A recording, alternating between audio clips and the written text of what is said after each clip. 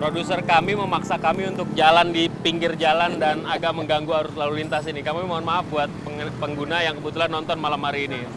Tapi ini adalah kampungnya Habib Rizik nih. Petamburan merupakan kampungnya mulai dari lahir di sini? Saya lahir di sini. Besar di sini? Besar. Oh, Saya punya ibu, ayah, nenek. Di sini semua? Semua lahir di Petamburan. Nah, ini Petamburan kan bukan hanya ada orang Islam kan? Ya. Jadi Habib juga berinteraksi juga dengan orang-orang non-Muslim dan juga dari berbagai etnis gitu kan? Di Petamburan ini ada 5 gereja. Dan hubungan kita masyarakat Muslim di sini dengan gereja-gereja tersebut sangat baik. Dan selama ini tidak pernah ada konflik. Jadi kerukunan antar umat beragama di Petamburan itu sangat-sangat terjaga.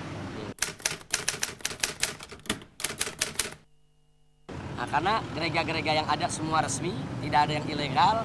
Nah, kemudian mereka juga tidak pernah melakukan hal-hal yang negatif yang mengganggu daripada ketenangan masyarakat. Dan masyarakat sangat toleran dengan mereka.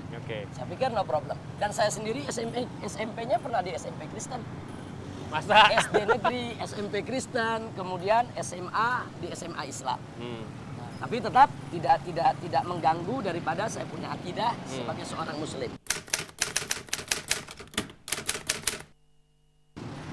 Sebenarnya kan dengan berinteraksi dengan masyarakat yang berasal dari golongan berbeda, agama berbeda, etnis yang berbeda, seharusnya kan bisa menumbuhkan kesadaran kebersamaan, Bib. Ya. Yang kelihatan sekarang, FPI sangat-sangat eksklusif.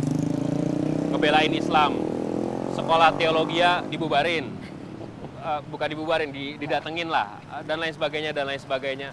Terus orang berpikir nih, semua orang harus jadi Islam nih di mata Habib Rizik. Kalau suatu ketika Habib Rizik jadi presiden misalnya, misalkan ini, saya nggak tahu beliau akan punya rencana atau enggak, nanti kita tanyain aja. Ya.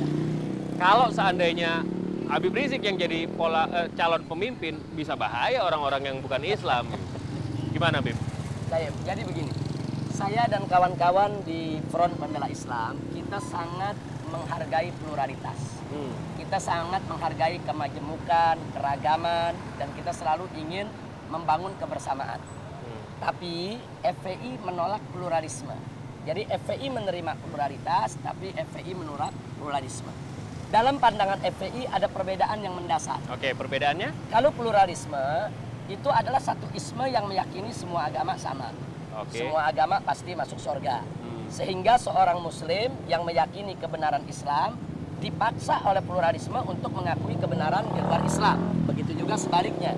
Seorang Nasrani, Kristen yang meyakini kebenaran ajaran Kristen kemudian dipaksa oleh pluralisme untuk mengakui kebenaran Islam. Ini bagi FPI tidak fair karena pemaksaan tidak boleh ada. Nah, karena itu FPI menolak pluralisme karena pluralisme bagi FPI pencampur adukan akidah. Yang boleh hanya keberagaman. Nah, adapun pluralitas itu adalah keragaman. Artinya begini, kita dengan umat beragama apapun harus saling menghormati, harus saling menghargai, harus saling bekerja sama untuk menciptakan ketenangan dan keamanan. Biarkan si Muslim meyakini bahwa agama Islam yang paling benar, selain Islam tidak benar. Dan biarkan si Kristen meyakini agama Kristen yang paling benar, selain Kristen tidak benar. Itu hak keyakinan dia, itu hak akidah dia. Tapi dia tidak punya hak untuk menghina agama lain.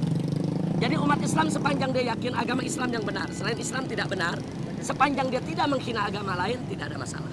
Begitu juga Kristen.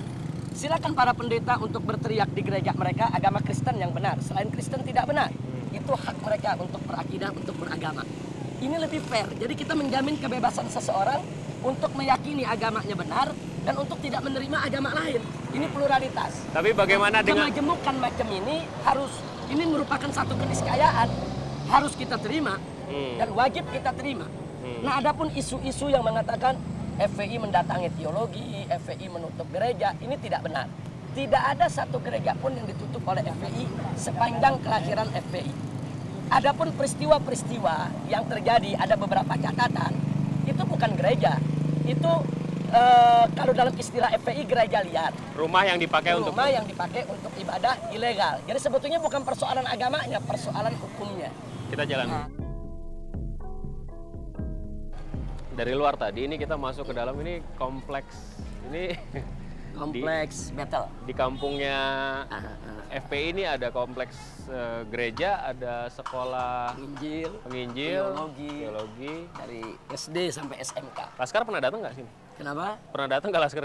Kita datang kemari damai-damai aja. Silaturahmi. Dan konon kabarnya Kebetulan pimpinan gereja di sini kawan sekolah saya, Pendeta Kiki. teman sekolah SMP yang di Teman sekolah SMP. sekolah Betul. Betel dulu itu ya. Betul. Nah, nggak pernah ada, atau begini mungkin, nggak pernah didatengin karena kampungnya sendiri kali, nggak enak ribut di kampung sendiri. Nah, yang jadi persoalan selama ini lingkungan Battle ini dengan semua perangkat sekolah yang dimilikinya, mereka tidak pernah bikin masalah dengan masyarakat. Bikin masalah tuh apa sih itunya? Ya, kategorinya? artinya mereka di sini sopan, baik, santun, bergaul, tidak eksklusif. Nah, kemudian ditambah lagi memang tempat ini semua legal. Artinya mereka ada perizinannya, lengkap, terbuka, dan juga ada pelayanan masyarakatnya yang dilakukan juga secara terbuka, sehingga tidak menimbulkan keresahan di masyarakat.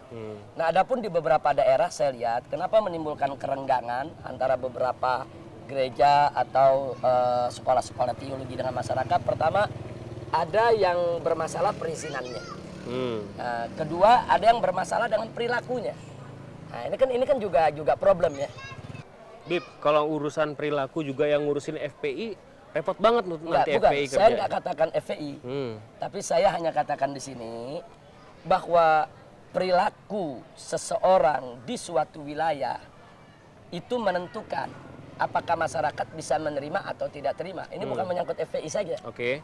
Jadi kalau kita dari datang dari mana begitu ya, kemudian tinggal di daerah seseorang, kemudian kita tidak bisa menyesuaikan diri dengan kesantunan, keramahan, etika, norma-norma, itu kan akan menimbulkan problem. Dan ini nggak melihat agama mereka. Balik lagi nih pertanyaannya, Bib. Iya. Kalau misalnya itu menimbulkan keresahan secara sosial, yang ngurusin udah ada bukan? Polisi yang ngurusin misalnya. Atau ada saluran-saluran melalui camat lah, melalui lurah lah gitu. Kenapa FPI, ini gini nih, orang menangkap FPI itu kok gemesan gitu loh. Dikit-dikit maju, dikit-dikit terlibat gitu. Ya, jadi begini, saya pikir ada satu hal yang perlu diluruskan. Bahwa setiap aksi yang dilakukan FPI dalam persoalan apa saja, itu ada prosedur. Nah, di antara prosedurnya adalah bagaimana kita mendorong pemerintah setempat. Bagaimana mendorong keamanan setempat. Bagaimana kita mendorong instansi-instansi yang terkait. Ini dilakukan oleh FPI bisa berbulan-bulan, bahkan ada yang bertahun-tahun. Jadi setiap persoalan harus kita ikuti prosedur terlebih dahulu. Tapi kemudian yang gini, media menangkap potret ketika huru-hara terjadi. Iya. Artinya kan itu kan juga ada perannya FPI di dalamnya gitu. Media, kan bukan media yang Sekarang yang begini, kalau kita bicara men-setting media, gitu. pada saat FPI menjalankan prosedur, media kan kita undang. Oke. Pada saat kita berikan surat itu kan kita bikin tembusannya. Pada saat kita melakukan satu perbuatan kan kita buat konferensi pers. Artinya media sebetulnya sudah tahu itu. Kita kalau masyarakat memang kan tergantung bagaimana media mempublikasikannya. Nah, banyak media, kita tidak bicara semua media ya. Banyak media entah apa pertimbangannya ini tidak dipublikasikan. Sehingga begitu terjadi anti klimaksnya, katakan terjadi benturan atau terjadi sesuatu yang punya nilai berita, baru media beritakan. Bagi media sebetulnya mereka sudah tahu prosedur ini. Tapi bagi masyarakat mereka kan tidak tahu prosedur. Akhirnya masyarakat menilai FPI ujuk-ujuk merusak. Ini kan nggak punya cita-cita masuk penjara lagi kan, Bib? Atau laskarnya masuk penjara lagi kan? Aneh nggak tahu nanti waktu masuk penjara kemarin sempat nonton tenis apa enggak. Tapi ya setahu saya masuk penjara nggak enak gitu. Nah, ke depan ini, ke depan visi seorang Habib Rizik terhadap FPI itu apa? Ya. Apakah mau ya begini-begini aja terus gitu? Atau melakukan sesuatu yang lebih besar yang maslahatnya dirasakan orang walaupun ada stigma, ada desain untuk merusak FPI dan lain sebagainya. Visi Anda ke depan seperti apa? Jadi begini, pertama saya mau garis bawahi seorang dai, aktivis dakwah tidak boleh bercita-cita untuk dipenjara. Penjara nggak boleh jadi cita-cita. Penjara itu adalah resiko perjuangan. Nah, artinya kita harus sebisa mungkin menghindar dari praktek-praktek yang bisa mengantar kita kepada penjara.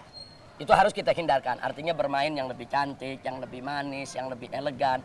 Itu kita semua aktivis termasuk FPI. Saya jelas. Terima kasih. Terima kasih atas waktunya. Jadi FPI Pancasilais. Itu kata ente. Saya cuman apa namanya nganterin ente ketemu sama Masya Allah. masyarakat yang ada di Iya, rumah. jadi artinya Pancasila jangan disalah tafsirkan lah. Pancasila jangan dijadikan alat politik dengan penafsiran yang menyimpang. Nah, mudah-mudahan Indonesia ke depan jadi baldah thayyibah. Amin. Dan mudah-mudahan insya Allah kita semua bisa mendapat barakah dari Allah. Amin.